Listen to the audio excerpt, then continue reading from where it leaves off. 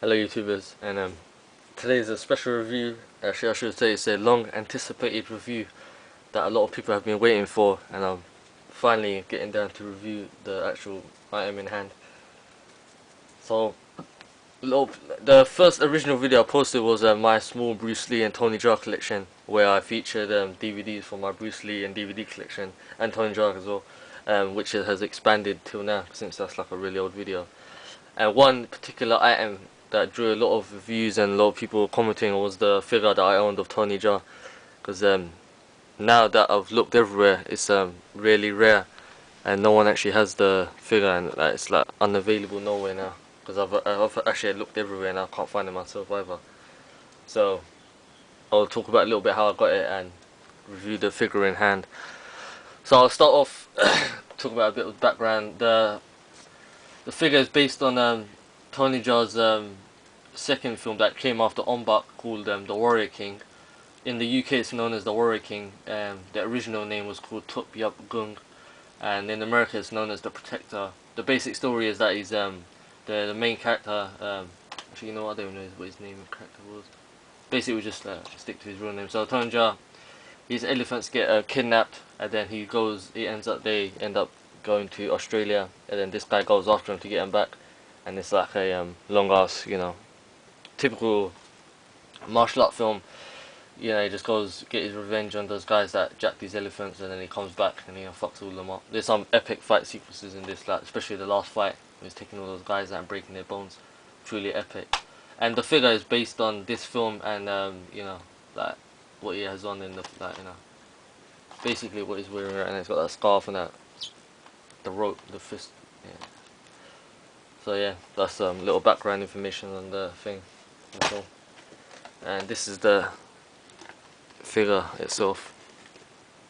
I'll just move the camera up since.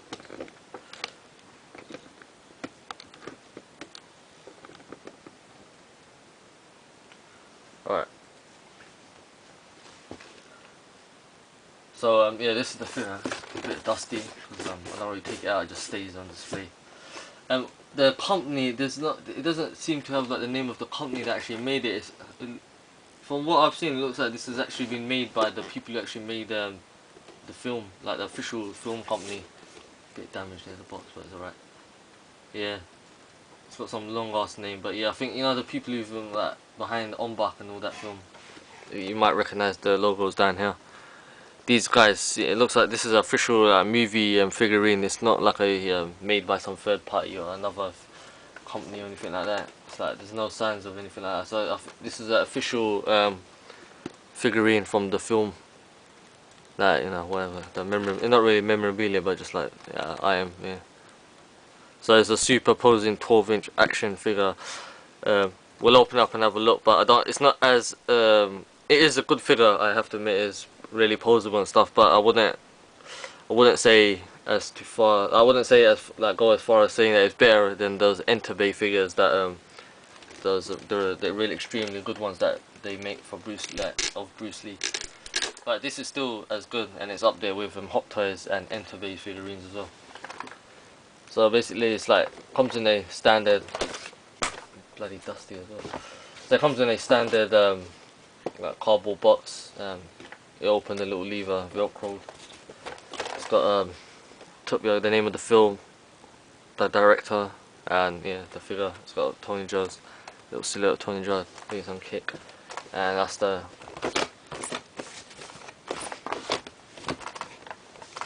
the main figure right now. So this is just directly based off what he has in the film throughout the whole film. Just before the end, when he loses his jacket, then he just has a shirt on. But this is standardly what he has throughout the whole film, except for he gets this towards the end. So let's open this up.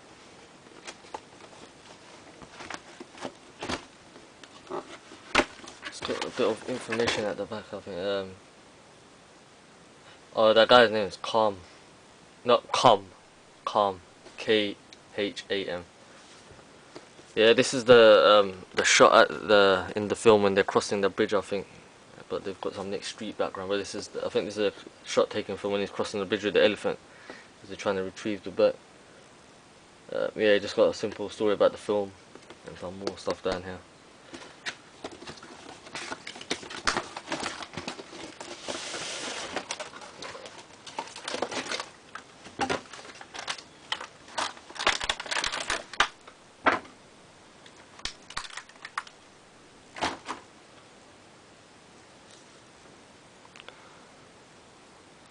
So I'll start from the bottom. Like in the film, he's wearing those Converses. So yeah, got the standard Converses here. Normal the cargo trousers, basic shirt and a scarf. Basically, this is the only thing you actually get inside. There's no like interchangeable hands or any weapons or anything like that. The only accessories, that bill thing that the elephant has, and that's what they've kept in the figure as well. You can remove these clothing, you know, all that stuff. Bit about the model that they've used is that, if I can, yeah, you can see that it's got that. You can move it from his vest, waist.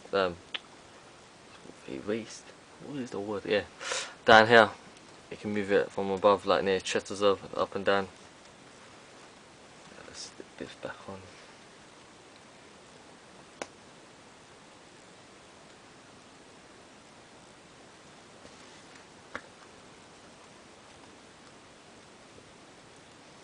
So yeah, you can pose this figure like, depending on which way you want to do it. Putting some like martial art pose. The famous elbow moves this guy does.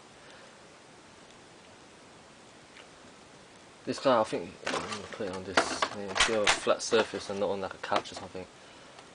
I think this figure can stand, so if you can, if you have a flat surface, that is.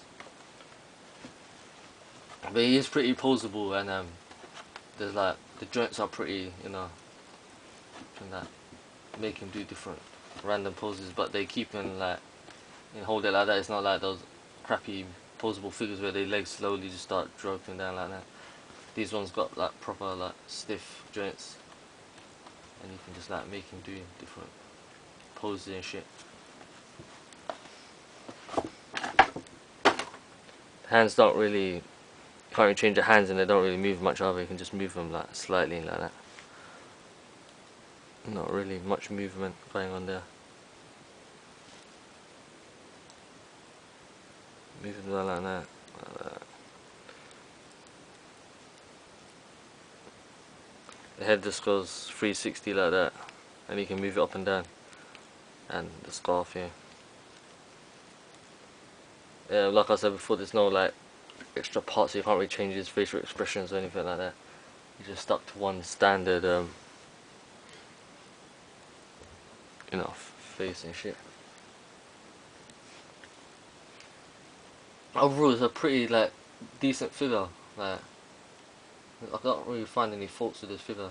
Maybe the only fault I would say is that they should have gave some like weapon or something. Like maybe the bones at the end of the film, he has his bones strapped to his arm. Maybe give them, or like yeah, I think that was the only thing he actually used, those bones, or maybe a staff. Yeah, there was a bit. Yeah, I think they should give him like a stick or something, like a staff, bamboo stick or some shit like that. But the bones and a must. That was like one of the main things in the film.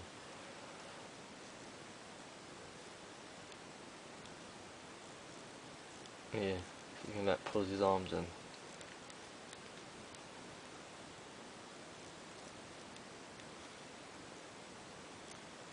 just make him do like random shit.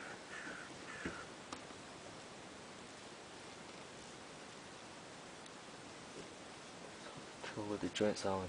It's got bare clothes on it.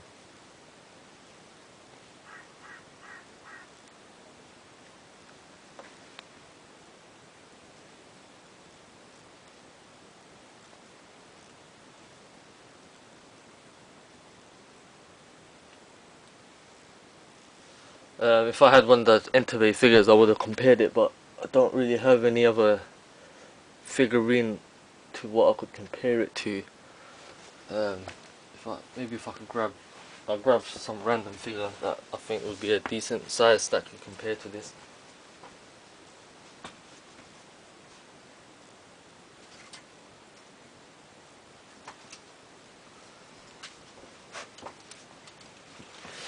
Alright, I found the masterpiece Optimus Prime. This is not a proper, like, of course this ain't a proper human figure, but it is sort of like in the ranks of those Entebbe type status. Like, these are the masterpiece models, so these are sort of up there with these like Hot Toys and Entebbe figures, since these are like the best Transformer figures you can actually, like, money can buy. Like the detail and the, oh shit, the camera, the detail and the posability is just epic. So you can see the figure is like roughly standard size, it's just slightly bigger than Optimus, but yeah.